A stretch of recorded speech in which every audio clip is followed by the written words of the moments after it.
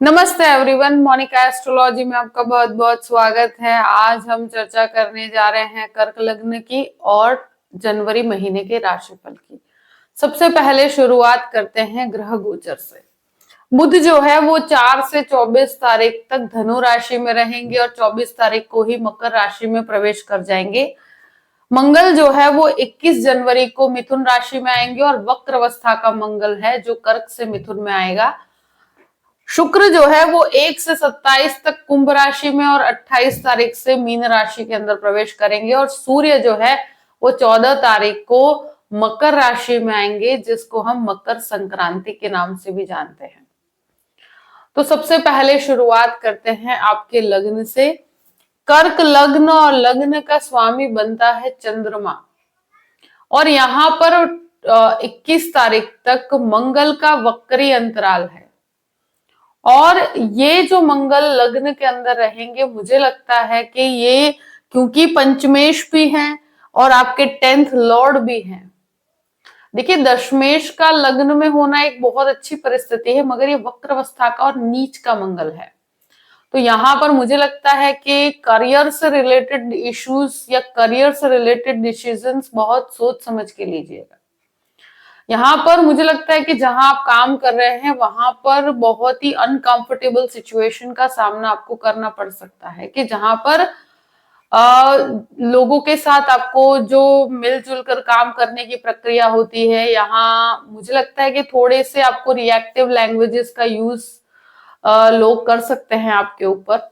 तो वहां आपको बहुत पीसफुल रहना है। लग्न के अंदर मंगल बहुत ज्यादा झगड़े करवाता है, बहुत ज्यादा उतावला होता है, बहुत ज्यादा व्यक्ति ब्लंट हो जाता है जब वाणी की बात की जाए। और ये पंचमेश बनकर भी है तो रिलेशनशिप के अंदर बहुत ज्यादा हैवी लैंग्वेजेस का यूज किया जाता है। तो वहां पर आपको मुझे लगता है कि थोड़ा अपने स्वभाव पे नियंत्रण रखना ही होगा। ये महीने में जो भी परेशानियां होगी वो आपके स्वभाव की वजह से होगी, तो थोड़ा सा आपकी लैंग्वेज को आप कंट्रोल में रखिएगा।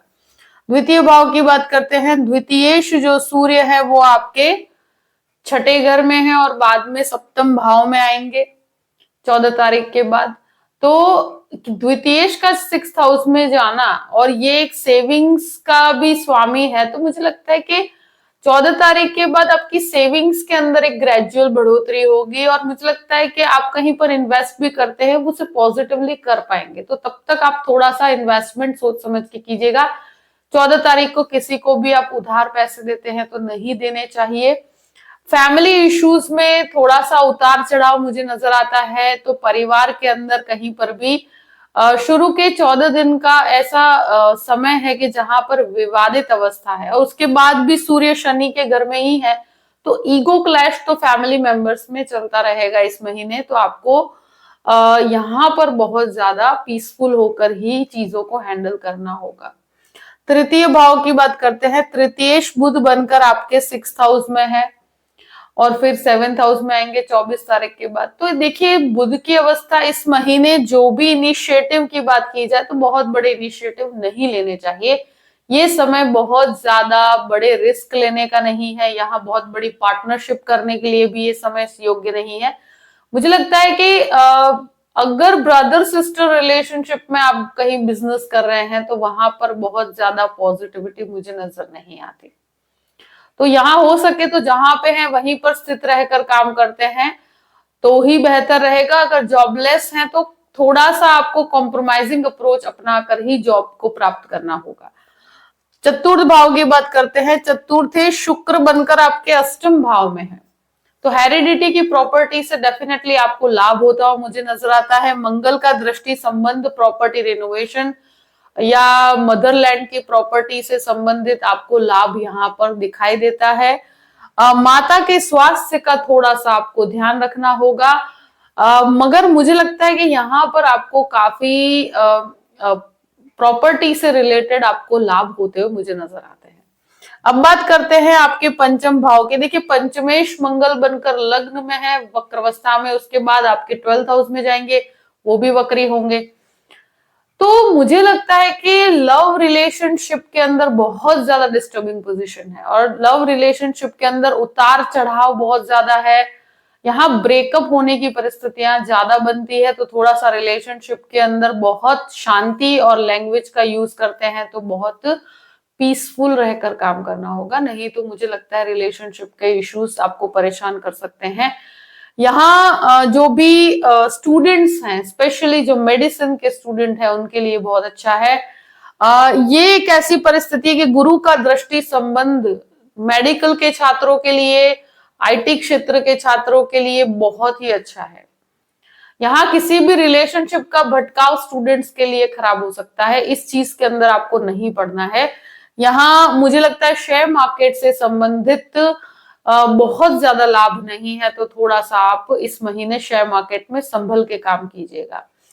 संतानों से रिलेटेड आपको चिंता हो सकती है, आपके संतान अगर कहीं पर भी पढ़ाई कर रही है तो वो चीज का आपको चिंता हो सकती है। तो जो भी कर्क लग्न वाले हैं, संतानों की लाइफ में कुछ उतार चढ़ाव की वजह से आपको परेशानी हो सकती है। अब बात करते हैं सिक्स्थ हाउस की। सिक्स्थ लॉर्ड जो है वो आपके 11th हाउस में है, वक्री भी है। यहाँ छठे घर में सूर्य बुध का एक योग बना हुआ है, सूर्य 14 तारीख के बाद यहाँ से चले जाएंगे। देखिए ये जो परिस्थिति है कि जहां पर मुझे लगता है कि हेल्थ की बात की जाए, यहाँ स्वास्थ्य डेफिनेटली बहुत बड़ी परिस्थिति है।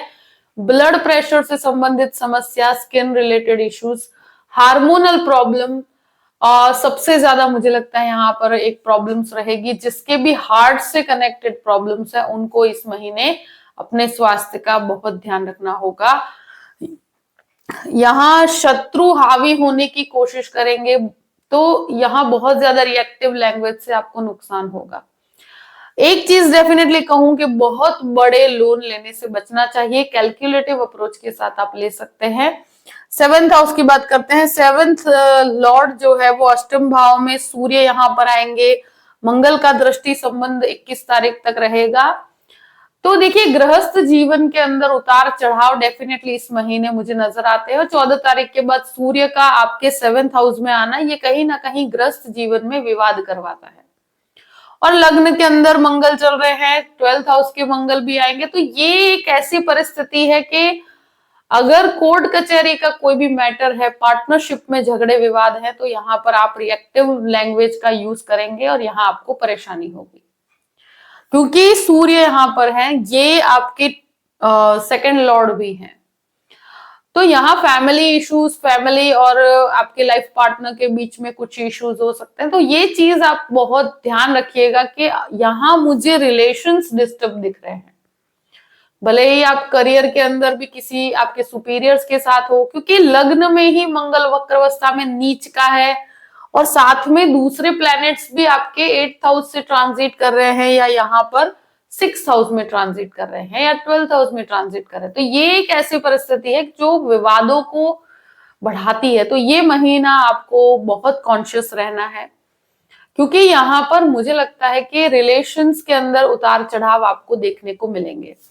अब बात करते हैं आपके अष्टम भाव की। देखिए अष्टम भाव में शुक्र शनि जो है वो हिडन रिलेशनशिप डेवलप करवाता है। व्यक्ति की लाइफ में बहुत सारे ऐसे रिलेशनशिप होते हैं जो शायद वो मतलब जो आप किसी के साथ नहीं बता पाते, और बहुत ज्यादा सीक्रेटिव हो जाता है व्यक्ति। मगर शुक्र और शनि जो अष्टम भाव में है, क्योंकि वो आपका 11th लॉर्ड बनकर भी है, तो ये कहीं ना कहीं रिलेशनशिप को लेकर कहते हैं ना कि एक व्यक्ति को बहुत ज्यादा अलर्ट करता है। यहाँ मंगल का भी दृष्टि संबंध है, तो ये डेफिनेट है कि यहाँ पर आपका कोई ना कोई ऐसा रिलेशनशिप बनेगा।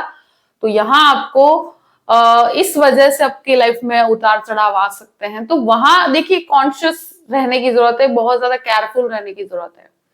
बाकी ये अगर रिसर्च बेस्ड काम करा जाए तो उसमें ये काफी लाभकारी रहेंगे। अब बात करते हैं आपके नवम भाव की। देखिए नवमेश आपके लाभ के स्थान में है, राहु यहाँ पर स्थित है, आध्यात्मिक चिंतन में डेफिनेटली बढ़ोतरी है। यहाँ एक चीज है कि ये समय के अंदर अगर कोई भी मास्टर लेवल का कोर्स करना चाहते हैं तो कर सकते हैं, भाग्य का सपोर्ट मिले जुले रिजल्ट के साथ है। 10th हाउस का स्वामी लग्न में है, तो ये मंगल जो लग्न के अंदर है नीचस्थ है, वक्री है, उसके बाद 21 तारीख के बाद 12th हाउस में है, नीचस्थ में से निकल कर ये आएगा बुध की राशि में, मिथुन राशि में और वक्रवस्था में। तो यहाँ करियर से रिलेटेड अगर कोई भी इश्यूज है, अगर करियर या कहीं पर आप काम कर रहे हैं वहां पर काफी डिस्टर्बिंग पोजीशन है, तो ये महीना इस प्रकार से रहेगा। आपको अपने स्वभाव में संयम रखना होगा, सुपीरियर्स के द्वारा आपको एग्जामिन किया जाएगा।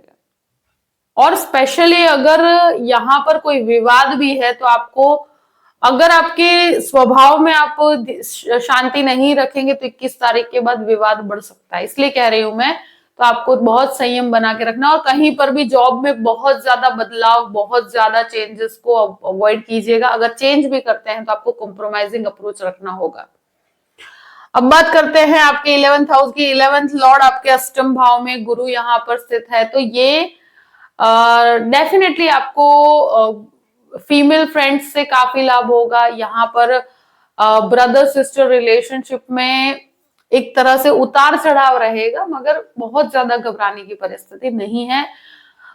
ये कॉन्टैक्ट्स बनाने के लिए डेफिनेटली आपको मदद करेंगे। कॉन्टैक्ट्स के लिए आपको एफर्ट्स करने पड़ेंगे, और शायद कोई पेमेंट हो तो वो थोड़ा डिले हो सकता है। 12th हाउस की बात करते हैं। 12th लॉर्ड आपके 6th हाउस में। ये एक समय ऐसा है कि कोर्ट कचहरी के मैटर को लेकर बहुत ज्यादा सतर्क रहना है, क्योंकि मुझे लगता है कि 12th लॉर्ड भी आपके छठे घर में है, विवाद के घर में है।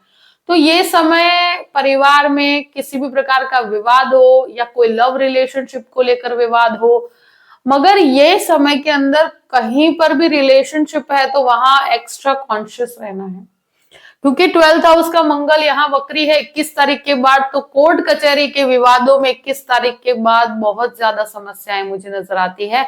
देखिए, ये महीना मैं ये नहीं कह रही कि बहुत ज्यादा आपको कोई घबराने की जरूरत है, मगर ये एक चीज है कि जिनके जन्म कुंडली में मंगल की दशा चल रही है उनको ज्यादा ध्यान रखना है। जिनकी जन्म कुंडली में शनि की महादशा चल रही है उनको भी ध्यान रखना है। तो ये है कि केयरफुल रहिएगा अपना, क्योंकि मंगल का देखिए लग्न में होना या 12th हाउस में होना आपके स्वभाव पे तो डेफिनेटली असर करेगा, क्योंकि आप कर्क लग्न के हैं। और कर्क राशि जो चंद्रमा की राशि है, तो मंगल का होना स्वभाव में अप्स एंड डाउन्स और झगड़े की प्रवृत्ति और जल्दबाजी देता ही देता है।